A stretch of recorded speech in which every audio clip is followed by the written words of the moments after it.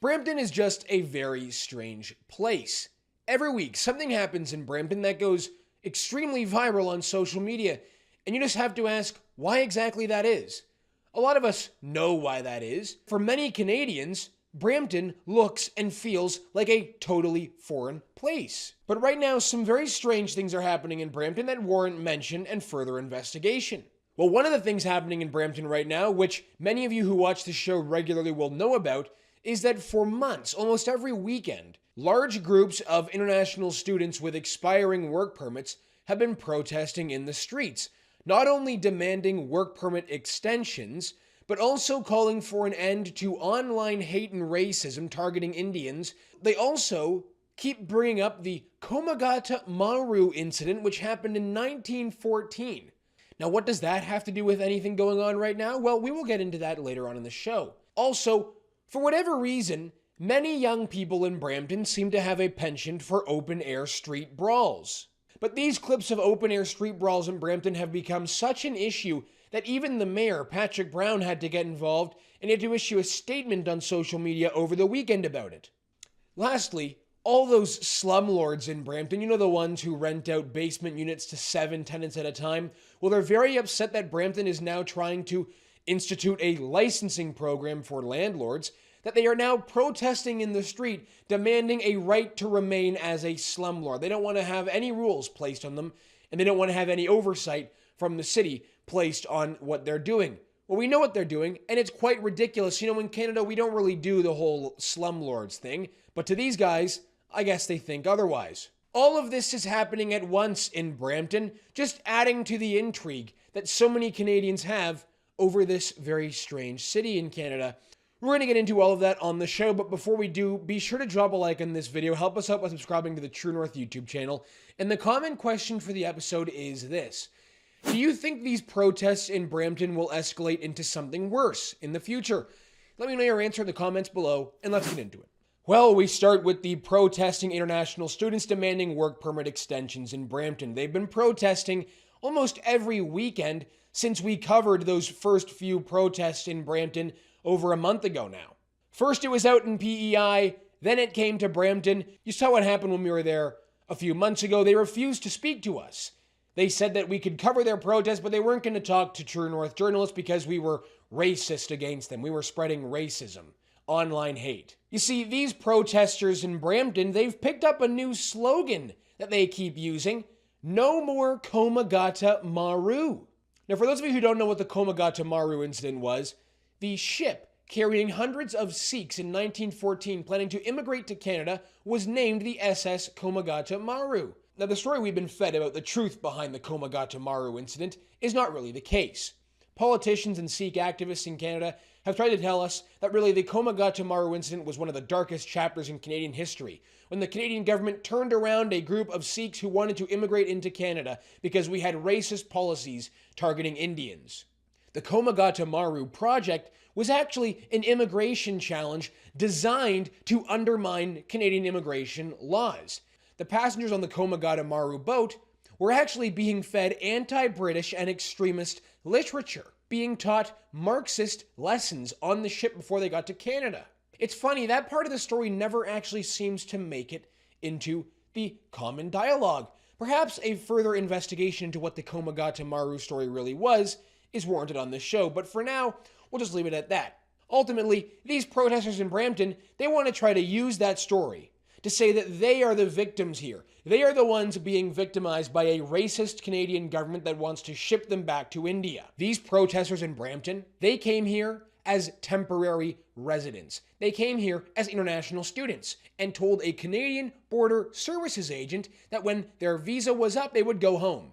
There was no promise of being a permanent resident. There was no promise that they would even find work here, because they were all supposed to go back when their studies were finished.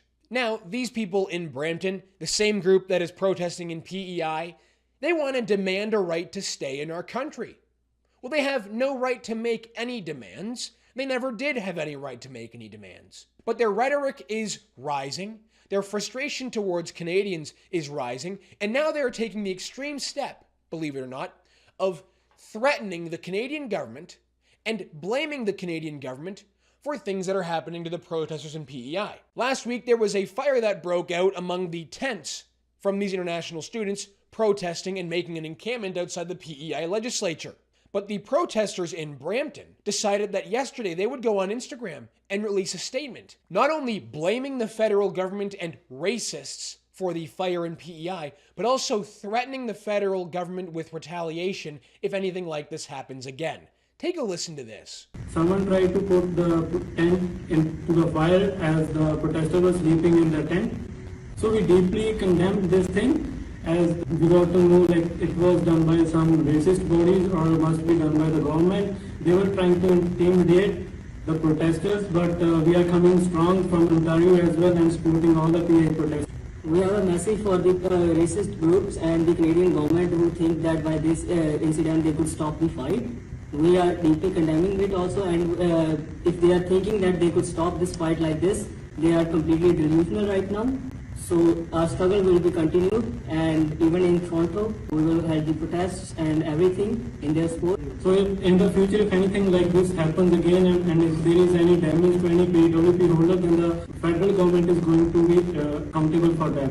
Now, while all of that was happening, yet another open street brawl occurred in the beautiful and safe city of Brampton. Take a look at this.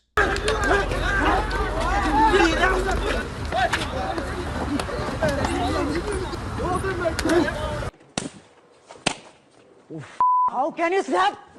How can you stop? Now, this brawl appears to have occurred at one of the many Brampton takeover car rallies that happens almost every weekend. According to the Brampton Guardian, illegal takeover car rallies and street races become a huge problem in Brampton, police say. Are these guys better at driving than they are at fighting? Because clips of that brawl are pretty pathetic, slapping each other around. No one was even able to get in a good punch, a good hook. Embarrassing, if you ask me. If you're actually going to get into a brawl, at least know what you're doing. Well, the answer to the question is, of course, no. We know that because Brampton is one of the most dangerous places to drive a car in Canada. Take a listen to the statistics published by the Brampton Guardian in this article. According to Peel Police, officers issued over 20,000 Highway Traffic Act charges, including more than 4,200 speeding tickets, 400 careless driving charges, 1,300 charges relating to mufflers causing unnecessary noise, and more than 900 charges for stunt driving and racing during the first 6 months of 2024. Remarkable. These street brawls happen all the time in Brampton. Before they all get speed tickets and caught by the police, they end up going for a little street brawl. Now, this happened last year, September 2023, and it looks like some of these people in this street brawl brought swords to the fight. And this is a famous brawl that occurred a few years ago when the Hindus and the Sikhs began fighting each other in a mall. Just your typical fireworks war and street brawl. You see it in every Canadian city, big and small, up and down the country, from the East Coast to the West Coast. Yeah, who's kidding you? That doesn't happen anywhere else, it seems, other than in Brampton. Why is that? This old clip resurfaced in the wake of that previous open street brawl clip, kind of hammering home the point that Brampton is a very weird place and it's not a very nice place. To the point in which Brampton Mayor Patrick Brown had to go onto social media and say there was a lot of misinformation online. This is yet another example of it. This wasn't in Brampton, and it wasn't even an incident from this year. And lastly, you've all seen the videos, you've all seen the clips of the awful living situation faced by so many in Brampton. So many international students who travel from India to Canada end up living 7 to a basement or 8 to a house. Clear violations of fire code and safety codes. You've seen the listings and you've seen the videos on social media that look like this. We're dealing with modern day slumlords. In order to try to do something about this, Brampton has instituted a residential rental licensing program. But at the beginning of August, they've only been able to license 1,700 units. The effort, of course, is to maintain community safety, to maintain tenant safety. But the landlords have been protesting this in the streets. The slumlords, I should call them. They've been protesting this in the streets. They don't want to have any oversight over what they're doing. To encourage more landlords to apply for the residential rental licensing program, the city removed the following requirements to simplify the application process. Property owners are no longer required to submit proof of ownership. A landlord is no longer required to provide a criminal record check. They aren't required to provide floor plans. They aren't required to provide electrical inspections. They aren't required to provide gas inspections or parking in